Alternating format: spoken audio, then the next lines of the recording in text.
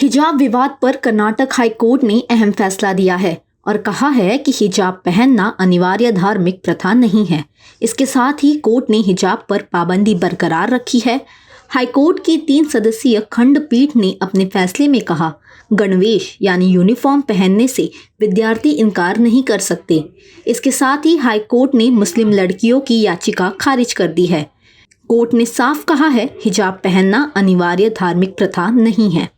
मामले में हाईकोर्ट की पूर्ण पीठ ने पिछले महीने अपनी सुनवाई पूरी कर ली थी। पूर्ण पीठ में मुख्य न्यायाधीश ऋतुराज अवस्थी, न्यायमूर्ति JM खाची और न्यायमूर्ति कृष्ण M दीक्षित शामिल हैं। बता दें कि इससे पहले मामले की सुनवाई के दौरान कर्नाटक सरकार की ओर से अदालत में दलील दी गई थी कि हिजाब एक आवश्यक धार्मिक परंपरा नहीं है और धार्मिक निर्देशों की शैक्षणिक संस्थानों के बाहर रखना चाहिए।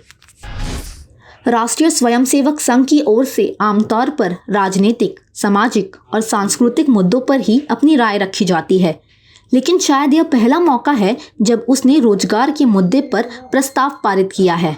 अहमदाबाद में 3 दिनों तक चली अखिल भारतीय प्रतिनिधि सभा में देश में बढ़ती बेरोजगारी के मुद्दों पर प्रस्ताव पारित किया गया। इसमें सरकार और समाज से अपील की गई है कि उन्हें साथ मिलकर एक ऐसा आर्थिक मॉडल तैयार करना चाहिए ताकि नौकरियां सृजित हो सकें। RSS के प्रस्ताव में कहा गया है कि कोरोना के बाद बदली स्थिति में यह और भी जरूरी हो जाता है कि रोजगार का तेजी से सृजन हो। अमेरिका ने कहा कि हाल ही में भारत की ओर से पाकिस्तान में गिरी मिसाइल के दुर्घटनावश चलने के अलावा अन्य कोई कारण नजर नहीं आता। भारत सरकार ने शुक्रवार को कहा था कि 2 दिन पहले गलती से एक मिसाइल चल गई थी जो कि पाकिस्तान में गिरी और यह खेदजनक घटना नियमित रखरखाव के दौरान एक तकनीकी खराबी के कारण हुई थी।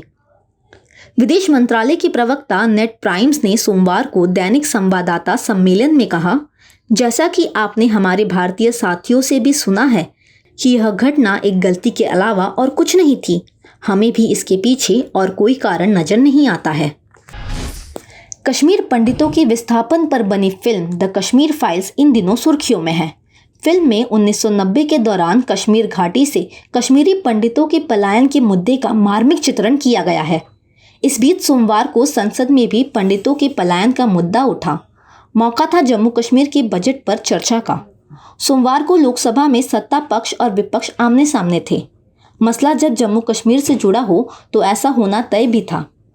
सदन में जम्मू कश्मीर के बजट पर हुई चर्चा में जितनी बात बजट को लेकर हुई, उससे ज़्यादा चर्चा वहां आतंकवाद, धारा 370 और पंडितों के पलायन को लेकर भी हुई। बीजेपी के ज़्यादातर सांसदों ने कश्मीर घाटी से हुए पंडितों के पलायन को लेकर कांग्रेस पर हमला बोला तो विपक्ष ने सरकार से पूछा कि इन पंडितों को वहां क्यों नहीं बसाया जा रहा है।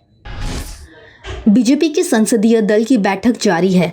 प्रधानमंत्री नरेंद्र मोदी, राष्ट्रीय अध्यक्ष JP नड्डा और केंद्रीय गृह मंत्री अमित शाह बीजेपी संसदीय दल की बैठक के लिए अंबेडकर इंटरनेशनल सेंटर पहुंच गए हैं। बैठक शुरू होने से पहले स्वर कोकिला लता मंगेशकर को श्रद्धांजलि दी गई। यूक्रेन की स्थिति पर विदेश मंत्री के द्वारा प्रेजेंटेशन दिया जाएगा। साथ ही PM मोदी और JP नड्डा का मार्गदर्शन मिलेगा। संसदीय दल की बैठक में बीजेपी 5 राज्यों के विधानसभा चुनावों में पार्टी के प्रदर्शन की समीक्षा भी करेगी। पिछली ऐसी बैठक 21 दिसंबर को हुई थी, जिसमें प्रधानमंत्री नरेंद्र मोदी भी शामिल हुए थे। तब उन्होंने संसद में सांसदों की उपस्थिति पर चिंता व्यक्त की थी और आगाह किया था कि जब तक वे खुद को बदल नहीं लेते, तब तक बदलाव नहीं हो सकता है।